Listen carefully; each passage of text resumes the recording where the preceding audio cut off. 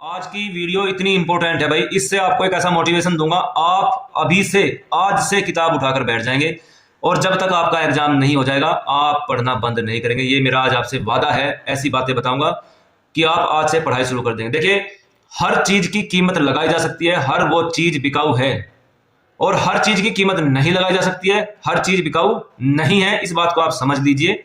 अब हम बात करेंगे यूपी में लोअर पीसीएस की वैकेंसी के बारे में, और एक्साइज कांस्टेबल की वैकेंसी के बारे में, और पटवारी की वैकेंसी के बारे में। तीनों के बारे में थोड़ा सा एक बार आपको बता देता हूं कि जॉब क्या होती है। देखिए, अधिकारी अधिकारी होता है और कांस्टेबल कांस्टेबल होता है, और पेमेंट अपनी जगह मायने रखती है। जो आपका एक्साइज कांस्टेबल है, इसकी जो बेसिक पे है 19,900 रुपये है, और जो आपका पटवारी है, लेखपाल है, इसकी जो बेसिक पे है 21,700 रुपये है।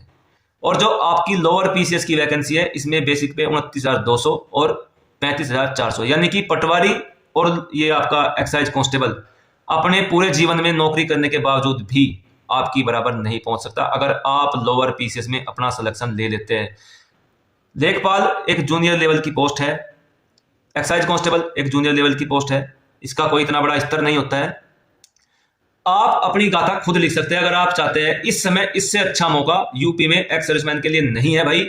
109 वैकेंसी है, आप अपने आप को अधिकारी बना सकते हैं अगर आपका मन है। अगर आप अपने मन में चाहते हैं कि मैं अधिकारी बनूंगा, आप खुद को देखना चाहते हैं शीशे में खड़ा होकर कि मैं अधिकारी बनूं, एग्जाम इतना बड़ा नहीं है भाई।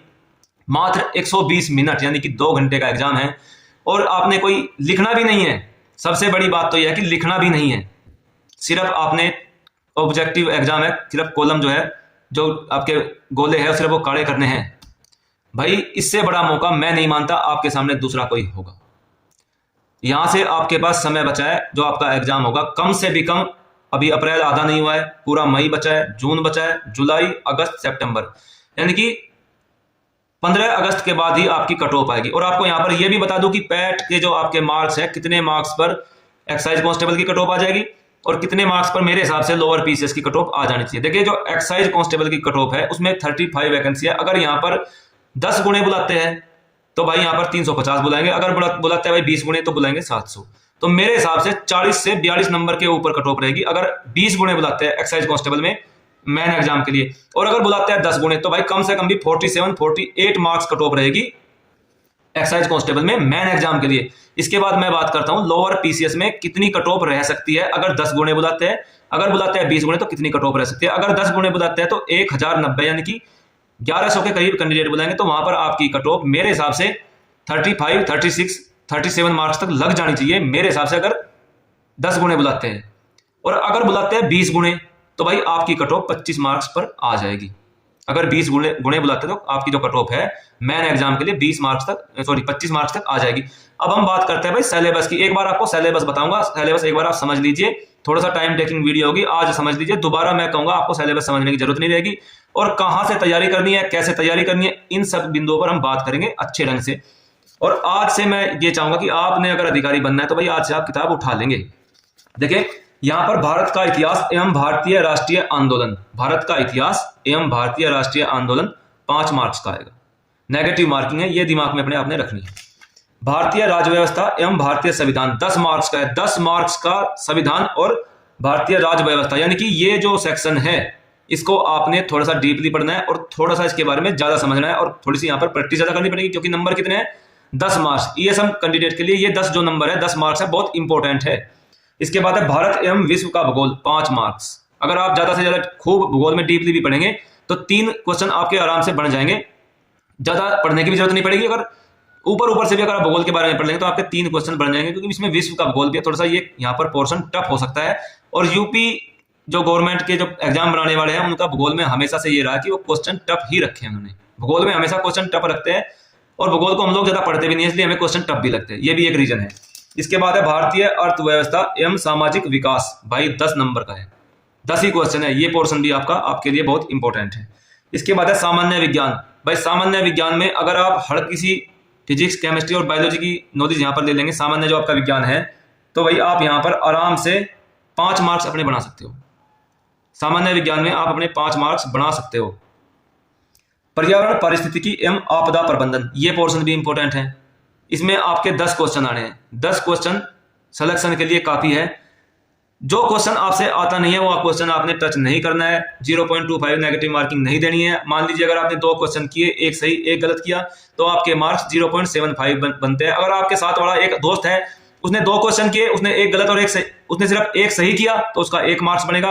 आपने भी 2 क्वेश्चन किए थे, वहां पे आपके 0.75 मार्क्स बनते। तो ये बात आपने दिमाग में रख लेनी है कि मुझे गलत नहीं करना है, गलत करने से बचना है। मुझे सिर्फ रिस्क वहीं पर लेना है जहां मैंने क्वेश्चन पढ़ा है, जहां मेरा दिल कह रहा है कि हाँ ये हो सकता है, और आपका मन भी कह रहा है, दिमाग भी कह रहा है। सब चीज लगाने के बाद आपको लग रहा है कि मैंने पढ़ा है, तब हो सकता है तभी आप लगाएंगे। अदरवाइज आप नेगेटिव मार्किंग से बचेंगे, गलत क्वेश्चन नहीं करेंगे, ये सोच के आपने चलना है। उसी हिसाब से आपने प्रैक्टिस करनी है।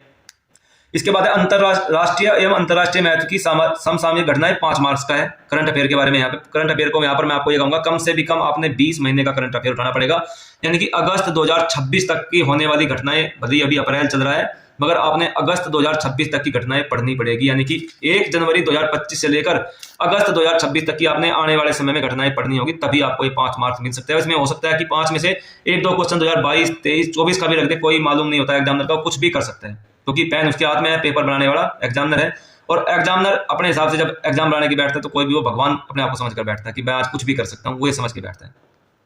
अब यहाँ पर सामान्य बुद्धि परीक्षण 5 मार्क्स, ये आपके 5 मार्क्स पक्के होने चाहिए। यानी कि यहाँ पर आपके रीजनिंग के 5 मार्क्स, ये पक्के मार्क्स है, ये इसमें कोई आपका गलत क्वेश्चन नहीं होना चाहिए। इसके बाद हम बात करेंगे भैया प्रारंभिक गणितीय ज्ञान, यहाँ पर 5 मार्क्स मैथ के और 5 मार्क्स रीजनिंग के।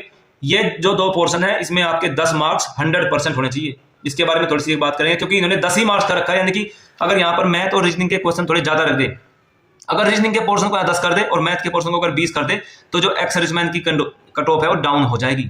और मैथ को अच्छा खासा बना देना तो जो यहाँ पे ईएसएम कैंडिडेट की कट ऑफ है वो आराम से डाउन की तरफ चलेगी। मगर ऐसा यहाँ पर इन्होंने किया नहीं है। मैथ और रीजनिंग का जो पोर्शन है वो सिर्फ 10 मार्क्स का रखा है। क्यों रखा है इसके बारे में भाई मुझे मालूम नहीं। ये क्या अधिकारी लेवल की वैकेंसी को किस हिसाब से लेकर चल रहे हैं, क्यों बना रहे हैं 10 नंबर का। सामान्य हिंदी में आपके यहाँ पर आपके 5 मार्क्स होंगे। 3 जो आपके मार्क्स रहेंगे वो आपको एक पैसेज दिया जाएगा, पैसेज पढ़ के आपने 3 मार्क्स लेने हैं। 3 में से आपके तीनों मार्क्स आ जाएंगे। एक मुहावरा हो सकता है और एक संधि विच्छेद हो सकती है। टोटल यहाँ पे 5 मार्क्स आपके इस प्रकार आ जाएंगे। मुहावरा आपका पक्का हो जाएगा, संधि विच्छेद आप कर ही देंगे, या फिर कोई हो सकता है विलोम शब्द हो, और 3 मार्क्स का आपका पैसेज है।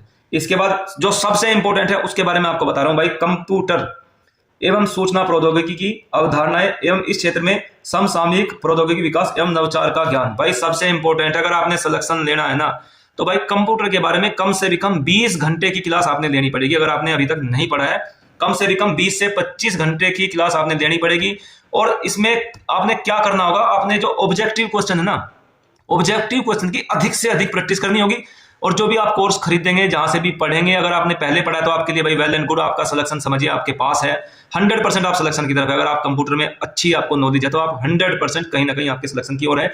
अगर आपको कंप्यूटर की नॉलेज नहीं है, उसके पार्ट्स की नॉलेज नहीं है, उसके लैन की नॉलेज, जो आपकी वायर वगैरह होती है उनकी नॉलेज नहीं है, तो मैं आपको यहाँ पर ये कहूंगा भाई आपने अपनी तैयारी अभी से कर देनी है। भाई समय नहीं है इतना कि आपको अलग से समय मिलेगा। आप अपनी तैयारी शुरू कर दीजिए और आपको कम से कम 2 से 3 बार पढ़ने के बावजूद कंप्यूटर समझ में आ पाएगा। कम से कम 2 से 3 बार पढ़ने के बावजूद तब आप इसमें 15 में से 12-13 नंबर ला सकते हैं, क्योंकि कंप्यूटर को पकड़ पाना इतना आसान नहीं होता है। इसके बाद जो हमारा अगला पोर्शन है भाई, वो इससे भी इंपॉर्टेंट है। ये दोनों पोर्शन मेरी नजर में इसलिए इंपॉर्टेंट है, आपका जो उत्तर प्रदेश एवं राज्य से संबंधित सामान्य ज्ञान। यहाँ पर आपने कोई ऐसी बुक ढूंढनी पड़ेगी जो बेहतर बुक हो और जो बेहतर सिलेक्शन के लिए आपको मतलब उसमें से क्वेश्चन मिलते हो, वहां पे सारा उत्तर प्रदेश का पूरा डाटा हो। तो अगर उसको पढ़ेंगे आप, वहां से आपको क्वेश्चन तभी मिलेंगे अगर आप उसको पूरी को पढ़ लेंगे। यानी कि मैं ये कहूंगा कि कोई अच्छी सी बुक ढूंढनी है आपने, जिसमें उत्तर प्रदेश के बारे में और भी टीचर उसको रिकमेंड करते हो, और मैं भी ढूंढकर आपको बता सकता हूँ, बताऊंगा, अपने चैनल पे जरूर लाऊंगा। तो ऐसी कोई बुक ढूंढिए जिससे क्वेश्चन मिलते हो। यानी कि आपके लिए यूपीजी के कंप्यूटर और मैथ रीजनिंग, ये 45 नंबर है आपके। इन 45 में कम से भी कम आपके मेरे हिसाब से 35 नंबर होने चाहिए। 45 में से 35 बनाए जा सकते हैं। ये थोड़े से यहाँ पर आपको पढ़कर बनाने पड़ेंगे, थोड़ी मेहनत ज्यादा करनी पड़ेगी। कंप्यूटर में, यूपीजी के में, मैथ और रीजनिंग में, यहाँ पर इन 45 में अगर आप 35 नंबर अपने सॉलिड क्वेश्चन बना के निकाल लेके जाते हैं, अगर नेगेटिव क्वेश्चन गलत नहीं करते हैं, तो आगे आपके बचते हैं 55 मार्क्स।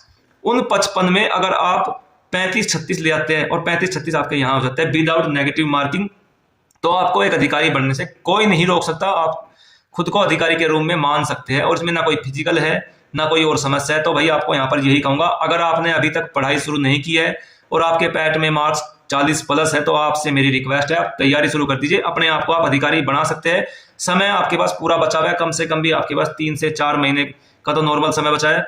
अब 5 महीने ये मान के चलिए कि आपको एग्जाम के लिए 5 महीने का समय इजीली मिलेगा। आधा अप्रैल है, मई जून पूरा है और 2-2.5 महीने हम आगे मान के चलते हैं, तो 5 महीने का समय इस एग्जाम के लिए, इस ऑब्जेक्टिव टाइप एग्जाम के लिए आपको सफिशियंट है। आप यहाँ पर मॉक टेस्ट भी लगा सकते हैं।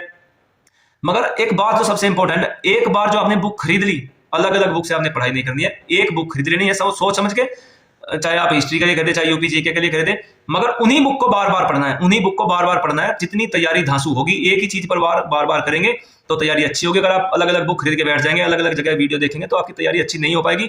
एक ही जगह से तैयारी करनी है, एक ही बुक से तैयारी करनी है, सोच समझ कर बुक लानी है। चाहे एक बार बुक लाए आप, चाहे ना लाए, मगर जो भी करना है सोच समझ कर करना है। अगर आपको इस वीडियो में मेरे द्वारा दी गई जानकारी भाई थोड़ी भी अच्छी लगी है तो भाई वीडियो को लाइक, कमेंट किस लिए करना है, अगर आपकी कोई क्वारी है तो आप मुझे कमेंट कर सकते हैं। चैनल को सब्सक्राइब जरूर कीजिएगा और वीडियो को अपने दोस्तों के साथ जरूर शेयर करें, और जो ESM कैंडिडेट है उनके पास जरूर भेजें भाई, जिससे चैनल पे अधिक से अधिक लोग जुड़ सके और जानकारी दूसरे दोस्तों के साथ शेयर हो सके। चलिए दोस्तों, मिलते हैं अगली वीडियो में। जय हिंद, जय भारत। आपको ऑलरेडी बता चुका हूं, कोई कमेंट है या कोई क्वारी है तो मुझे कमेंट करें, मैं आपके कमेंट का 100% रिप्लाई दूंगा। दोस्तों चलते हैं अगली वीडियो में।